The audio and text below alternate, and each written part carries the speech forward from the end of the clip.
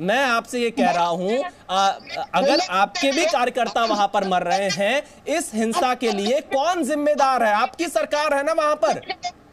हम आराम से बात करेंगे, अब बहरे हो गए हो, मणिपुर जल रहे हैं, हम आराम से बात कर लेंगे। अरे पहले बंगाल तो बचा लीजिए मनोजीत मंडल जी, बंगाल में जहां आपकी सरकार है वो तो बचा लीजिए, वहां तो हिंसा रोक लीजिए मनोजीत मंडल जी। आप मणिपुर का उदाहरण देकर बंगाल को कैसे डिफेंड कर सकते हैं आज की हिंसा को? फिर से बता रहा हूं भाई साहब, आप कान में सुन लीजिए, ये बंगाल की हिंसा के लिए जिम्मेदार है बीजेपी, गवर्नर और सीपीए। आपकी पुलिस क्या कर रही थी? आपकी पुलिस क्या कर रही थी मनोजीत मंडल? मणिपुर में पुलिस क्या कर रही थी भाई साहब? मनोजीत मंडल देखिए, आप क्या पश्चिम बंगाल, मणिपुर को लाकर पश्चिम बंगाल की हिंसा को डिफेंड कर रहे हैं? ये तस्वीरें जो आप टेलीविजन पर देख रहे हैं, ये पश्चिम बंगाल की है इस समय। हिंसा रोक सकोगे? हर जगह में देश में हम हिंसा रोक सकोगे? एक देश के एक हिस्सा अलग होते जा रहे हैं देश से। मनोजीत मंडल जी, पश्चिम बंगाल में आपकी सरकार है, आप इस हिंसा को रोकने में क्यों नहीं सफल हो पा रहे हैं? क्यों चुनाव में बैलेट बॉक्स लूटे जा रहे हैं? ये जो तस्वीरें आ रही हैं आप देखिए टेलीविजन स्क्रीन पर, ये टीएमसी के लोग हैं, दिखा दीजिए, ये टीएमसी के लोग हैं, दिखा आप मुझे बता दीजिए किसके लोग हैं? आपकी जिम्मेदारी है कानून व्यवस्था की, आपकी पुलिस क्या कर रही है? रोकिए, वो चाहे जिस पार्टी को हो उनको रोकिए, हिंसा करने का अधिकार किसी को नहीं है।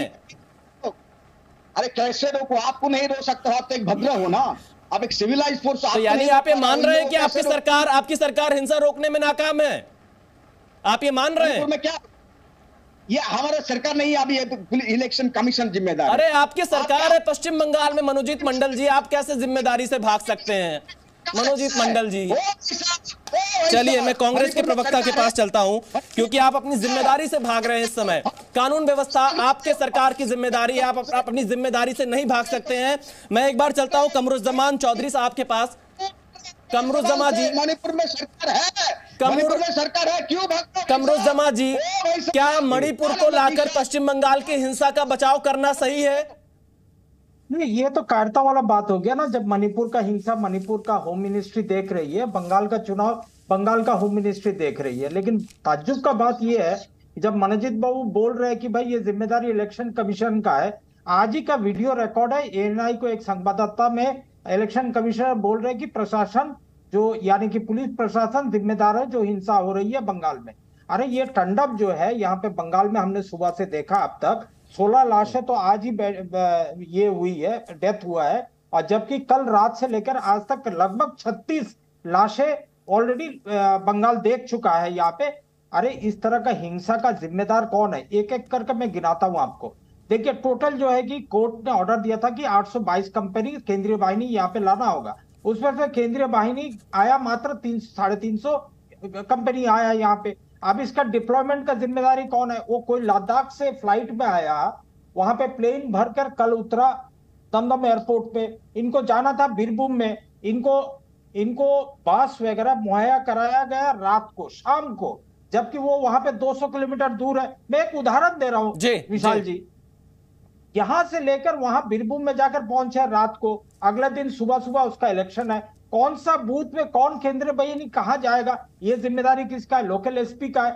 और जबकि मैसेज अगर हेड ऑफिस से आ रहा है, यानी कि तृणमूल कांग्रेस ऑफिस से आ रहा है कि भाई इनका जो है कि डिप्लॉयमेंट जो है कि घर में ही रखो, इनको बूथ पे डिप्लॉयमेंट। आज जितना भी हजारों वीडियो आज वायरल हुआ है विशाल जी, आप दिखा दीजिए कितना बूथ में आपको केंद्रीय वाहिनी नजर आया।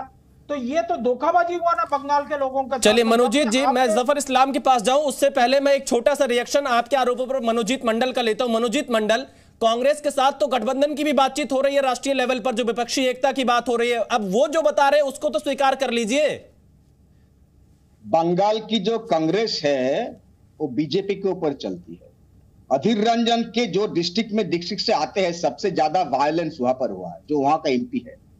आपके रिपोर्टर भेजिए, आप देख लीजिए, मालदा में कांग्रेस की शासन चलती है, वह सबसे वहां पर भी वायलेंस हुआ है। नॉर्थ बंगाल में बीजेपी के शासन चलती है, वहां पर भी वायलेंस हुआ है। जहां जहां पर ये लोग हैं, बीजेपी, कांग्रेस और सीपीएम एक साथ मिल चुके हैं। बंगाल लेकिन जो ये कह रहे हैं कि आपने ड्यूटी सही समय पर नहीं लगाई, नहीं है आपकी सरकार कांग्रेस के साथ हमारा कोई चुनावी रिश्ता नहीं है, नहीं रहेगा। ये आपको आप सुन लीजिए कान खोलकर। चलिए मैं जफर इस्लाम के पास चलता हूं। जफर इस्लाम जी, बीजेपी पे चलती है। जफर इस्लाम जी, आप कुछ कहना चाह रहे थे? जफर इस्लाम जी। नहीं, मैं तो सिर्फ इतना कहना चाह रहा था कि लॉ एंड ऑर्डर की तो रिस्पॉन्सिबिलिटी तो इनकी है। अभी ये कांग्रेस वाले भी देखिए इनको बता रहे हैं, जिनके कंधे पे बैठ के ये ममता बनर्जी देश का सपना देख रही थी, वो भी उनको बता रहे हैं। नहीं, वो भी एक्सपोज कर रहे हैं इनको कि देखिए किस तरह से ये इलेक्शन करा रहे हैं। और अरे भाई सुनो तो, लॉ एंड ऑर्डर की जिम्मेदारी आपके पास आएंगे, सब जगह वहां काम हो रहा है। सभी ने आपको सुना। मंडल जी आपके पास आएंगे। जफर इस्लाम, आप जितना उत्तेजित हो रहे हैं उतना ही जरा चिंता करिए और अपने पार्टी के आपके पार्टी के काडर लोग से पार्टी के काडर लोग से पूछिए कि क्या हिंसा ही एक जो उनके लिए लक्ष्य है। इसलिए कि पॉलिटिकल हिंसा में देखिए, जो बंगाल जो है पॉलिटिकल हिंसा के लिए, वायलेंस के लिए पहले कभी नहीं जानी जाती थी। जब से ममता बनर्जी आई है, ये पॉलिटिकल वायलेंस के लिए जाने लगी है, और ना के जो इसके लिए संस्कृति थी, बंगाल की संस्कृति जो कल्चर है, जो यहाँ उस पूरी दुनिया में मशहूर था, लेकिन आपने उसको तो ध्वस्त ही कर दिया। यहाँ पर सिर्फ पॉलिटिकल टारगेट, पॉलिटिकल वायलेंस और बम धमाका और लोगों का हत्या करना, यही तो आपका काम रह गया है। और उसका कमाने का धंधा आपने शुरू कर दिया, कटिंग वाला। आपके तृणमूल कांग्रेस के लोगों से बात कीजिए, आप हर जगह पर धंधा ना कोई धंधा, पैसा नहीं दिया तो उसको आप लोग मारपीट करते हैं। तो इस तरह से प्रदेश कैसे चलेगा? अब प्रदेश के लोग तो चिंतित है ही है, लेकिन आज पूरे देश चिंता कर रही है कि वेस्ट बंगाल में जिस तरह से इलेक्शन में हिंसा हो रही है, ऐसा किसी प्रदेश में नहीं देखा गया है।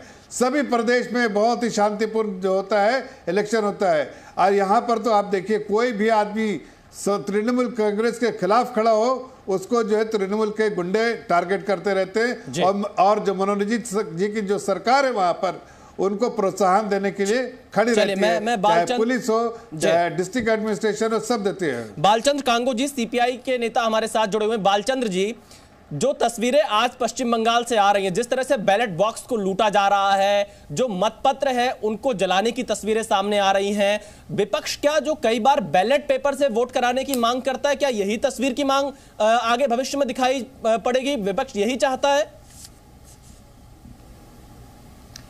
देखिए, विपक्ष क्या चाहता है क्या नहीं, ये बाद में की बात है। अभी सवाल यह है कि अगर लोकशाही, जिसको हम जमहूरियत कहते हैं, डेमोक्रेसी कहते हैं, वो अगर जिंदा रखना है तो लोगों का भरोसा वोटिंग में होना बहुत जरूरी है। और इस तरह से वायलेंस होने लगा तो लोगों का वोटिंग पे का भरोसा उड़ जाएगा। उसके लिए ये किसी एक सत्ता का, किसी एक पार्टी का सवाल नहीं है। तो ये मैं समझता हूं हमारे देश के जमहूरियत को बचाने का, डेमोक्रेसी बचाने का सवाल है। अभी बंगाल में 62,000 पोलिंग स्टेशंस बनाए गए हैं और 822 अगर कोर्ट के ऑर्डर के मुताबिक अगर सेंट्रल पुलिस फोर्स भी आता था तो वो 65,000 का था। मतलब एक बूथ पर एक ही पुलिस कैसे वायलेंस को रोक सकेगा? तो इसका मतलब यह है कि इलेक्शन कमीशन जो है और एडमिनिस्ट्रेशन, जो लोकल एडमिनिस्ट्रेशन हो या सेंट्रल एडमिनिस्ट्रेशन हो, उसको बंगाल की सिचुएशन देखकर मोबिलाइजेशन का फोर्सेस करना चाहिए। वो उन्होंने किया नहीं है।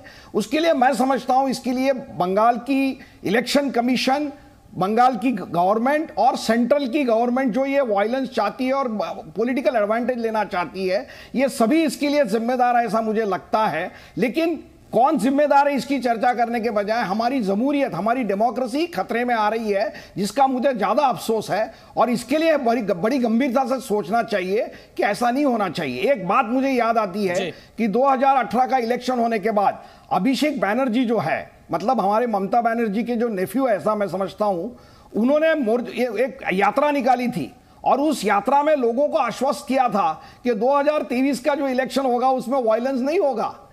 उसका क्या हुआ? ये टीएमसी ने जवाब देना चाहिए। टीएमसी उसके बारे में कुछ नहीं बोलती है।